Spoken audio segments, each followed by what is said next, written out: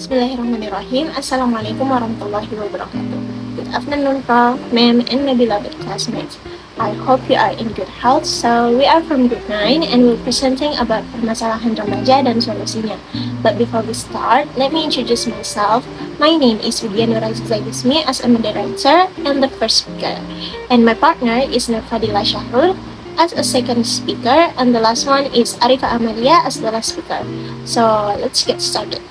Masa remaja merupakan masa di mana seorang individu mengalami peralihan dari satu tahap ke tahap berikutnya dan mengalami perubahan baik emosi, tubuh, minat, pola perilaku, dan juga penuh dengan masalah-masalah. Oleh karenanya, remaja sangat rentan sekali mengalami masalah psikososial, yakni masalah psikis atau kejiwaan yang timbul sebagai akibat terjadinya perubahan sosial. Masa remaja selalu dimulai dengan pubertas, namun terjadinya perubahan pubertas pada masa sekarang, sebab usia pubertas yang dahulu terjadi pada akhir usia belasan, atau saat usia 15 hingga 18 tahun, kini terjadi pada awal belasan, bahkan sebelum usia 11 tahun. Orang tua, guru, dan masyarakat perlu memahami permasalahan remaja, sehingga dapat membantu mereka menemukan solusi melewati masa remaja dengan sukses. Untuk dapat memahami remaja, maka perlu dilihat berdasarkan perubahan pada dimensi-dimensi tersebut. Perubahan-perubahan tersebut meliputi dimensi biologis, kognitif, moral, sosial, emosional, dan dimensi agama. Baik, yang pertama adalah dimensi biologis. Pada saat seorang anak memasuki masa pubertas yang ditandai dengan menstruasi pertama pada remaja putri ataupun perubahan suara pada remaja putra, secara biologis dia mengalami perubahan yang sangat besar. Pubertas menjadikan seorang anak memiliki kemampuan untuk bereproduksi. Yang kedua adalah dimensi kognitif. Perkembangan kognitif remaja menurut Jean Piaget berada periode terakhir dan tertinggi dalam tahap operasi formal. Pada periode ini, idealnya para remaja sudah memiliki pola pikir sendiri dalam usaha memecahkan masalah-masalah yang kompleks dan abstrak. Kemampuan berpikir para remaja berkembang sedemikian rupa, sehingga mereka dengan mudah dapat membayangkan banyak alternatif pemecahan masalah beserta kemungkinan akibat ataupun hasilnya. Kemudian yang ketiga adalah dimensi moral. Cyril menyatakan bahwa para remaja mulai membuat penilaian tersendiri dalam menghadapi masalah-masalah populer yang berkenaan dengan lingkungan mereka, misalnya politik, kemanusiaan, perang, keadaan sosial, dan sebagainya. Ia akan melihat bahwa ada banyak aspek dalam melihat hidup dan beragam jenis pemikiran yang lain. Baginya, dunia menjadi lebih luas dan seringkali membingungkan, terutama jika ia terbiasa dididik dalam suatu lingkungan tertentu saja selama masa kanak-kanak. Kemampuan berpikir dalam dimensi moral pada remaja berkembang karena mereka mulai melihat adanya kejanggalan dan ketidakseimbangan antara yang mereka percayai dahulu dengan kenyataan yang ada di sekitarnya. Kemudian yang keempat adalah dimensi sosial emosional. Masa remaja merupakan masa yang penuh gejolak. Pada masa ini, mood atau suasana hati bisa berubah dengan sangat cepat. Hasil penelitian di Chicago oleh Mihaly dan Rick Larson, sebagaimana dikutip oleh Every, menemukan bahwa remaja rata-rata memerlukan hanya 45 menit untuk berubah dari mood senang luar biasa ke sedih luar biasa. Sementara orang dewasa memerlukan beberapa jam untuk hal yang sama. Perubahan mood yang drastis pada remaja ini seringkali dikarenakan beban pekerjaan rumah, pekerjaan sekolah, atau kegiatan sehari-hari di rumah. Meski mood remaja yang mudah berubah-ubah dengan cepat, hal tersebut belum tentu merupakan gejala atau masalah psikologis. Dalam hal kesadaran diri, pada masa remaja, para remaja mengalami perubahan yang dramatis dalam kesadaran diri mereka.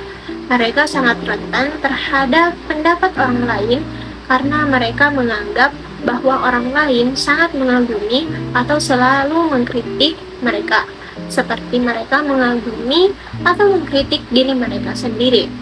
Anggapan itu membuat remaja sangat memperhatikan diri mereka dan citra yang direfleksikan atau self-image. Kemudian dimensi yang terakhir adalah dimensi agama. Pola perubahan minat beragama pada remaja menurut Harlock dapat dikelompokkan ke dalam 3 periode. Yang pertama, periode kesadaran religius. Saat remaja mempersiapkan diri untuk menjadi anggota kelompok atau jamaah agama yang dianut orang tuanya, minat religiusnya semakin meninggi. Akibatnya, remaja mungkin akan berusaha mendalami ajaran agamanya. Tetapi, dalam usaha mendalami ajaran agamanya, remaja mungkin menemukan hal-hal yang tidak sesuai dengan logikanya. Pada saat seperti itu, mungkin dia akan membandingkan keyakinan agamanya dengan keyakinan agama teman-temannya. Yang kedua, ada periode keraguan religius. Berdasarkan penelitian secara kritis terhadap keyakinan agama pada masa anak-anak, remaja selalu bersikap skeptis pada berbagai bentuk ritual, seperti doa dan upacara-upacara agama yang bersifat formal lainnya. Mungkin pada saat yang bersamaan, mereka meragukan ajaran agamanya. Mereka mungkin meragukan sifat-sifat Tuhan dan kehidupan setelah kematian. Kepercayaan remaja terhadap sifat-sifat Tuhan banyak dipengaruhi oleh kondisi emosi mereka. 3. Periode rekonstruksi religius. Lambat atau cepat remaja membutuhkan keyakinan agama. Meskipun keyakinan agama pada masa anak-anak tidak dapat lagi memuaskan keingintahuannya terhadap agama. Bila remaja merasa keyakinan agama yang dianutnya dari orang tuanya kurang memuaskan keingintahuannya terhadap agama atau Tuhan, mungkin dia akan mencari kepercayaan baru pada teman-temannya atau orang lain yang dipercayainya. Remaja memang dapat menjadi sasaran empuk bagi setiap kultur religius yang berbeda. Materi selanjutnya yaitu permasalahan remaja dan akibatnya. Yang pertama, rendahnya keimanan remaja terhadap Allah Subhanahu wa Ta'ala. Salah satu permasalahan besar yang dihadapi remaja adalah rendahnya keimanan mereka terhadap Allah Subhanahu wa Ta'ala. Fenomena ini tercermin dari keberanian sebagian remaja melanggar larangan agama secara terang-terangan, seperti tidak melaksanakan sholat, tidak berpuasa, dan berpacaran di tempat umum. Bahkan, dalam melakukan pelanggaran tersebut, banyak remaja yang sudah tidak merasa takut atau malu lagi kepada Allah. Penurunan keimanan ini menjadi akar dari permasalahan akhlak remaja lainnya. Yang kedua, menurunnya pelaksanaan ibadah pada remaja. Berkaitan dengan keimanan, permasalahan lain yang kerap muncul adalah menurunnya pelaksanaan ibadah pada remaja dibandingkan masa anak-anak. Remaja yang dulu terbiasa melaksanakan sholat di masa kecil, kini enggan melakukannya dengan alasan malas dan bosan. Dan ketika diingatkan untuk beribadah, tidak jarang dari mereka malah memberikan reaksi negatif dan menunjukkan sikap acuh tak acuh. Yang ketiga, penyalahgunaan narkoba. Lebih mengkhawatirkan lagi, data menunjukkan bahwa remaja menjadi kelompok usia terbesar yang terlibat dalam penyalahgunaan narkoba.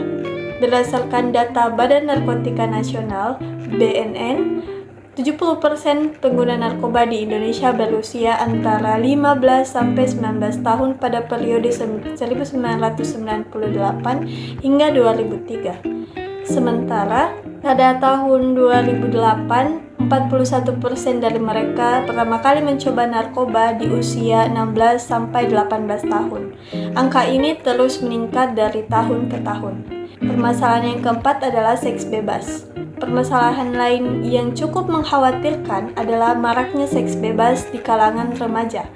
Sebuah survei BKKBN pada 2008 mengungkapkan fakta mencengangkan bahwa 63% remaja SMP dan SMA di Indonesia telah melakukan hubungan seks di luar nikah.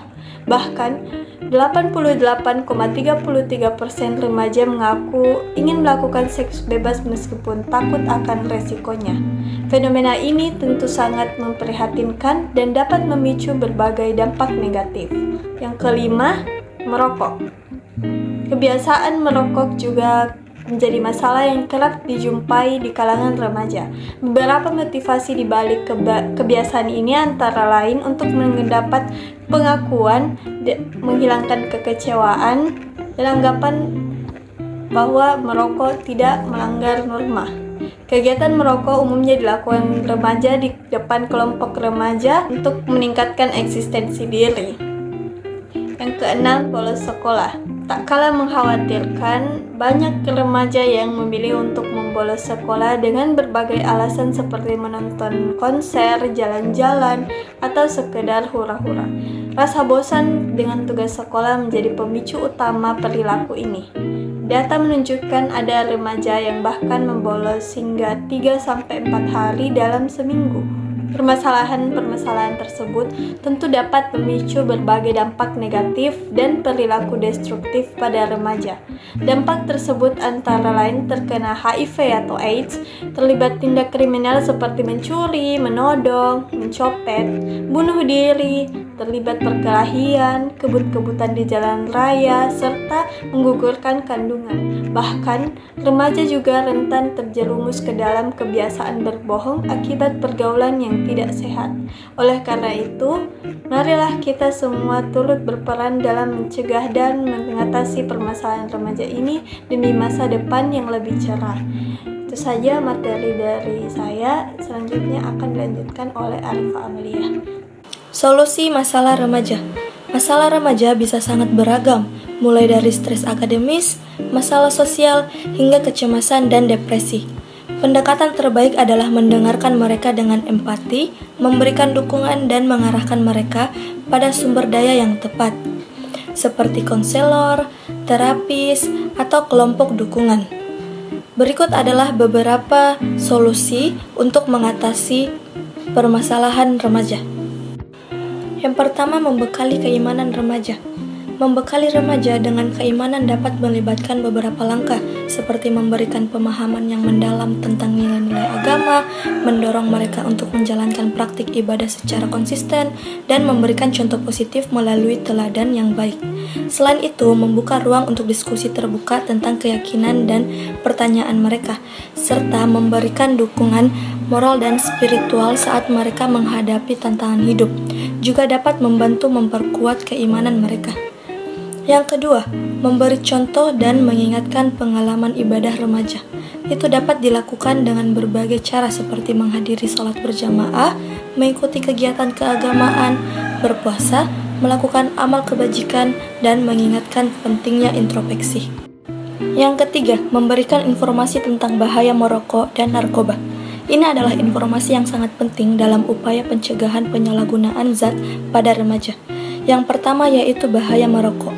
Rokok mengandung berbagai zat kimia berbahaya seperti nikotin, tar, dan karbon monoksida yang dapat menyebabkan berbagai penyakit serius seperti kanker, penyakit jantung, dan penyakit paru-paru. Merokok juga dapat menyebabkan ketergantungan fisik dan psikologis yang membuat sangat sulit untuk berhenti merokok setelah memulai. Yang kedua yaitu bahaya narkoba. Narkoba adalah zat-zat yang dapat mengubah perilaku, pikiran, dan suasana hati seseorang.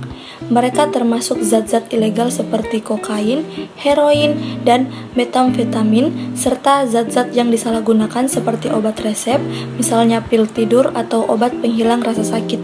Penyalahgunaan narkoba dapat menyebabkan berbagai masalah kesehatan fisik dan mental, ketergantungan, dan overdosis yang fatal dan bahkan kematian.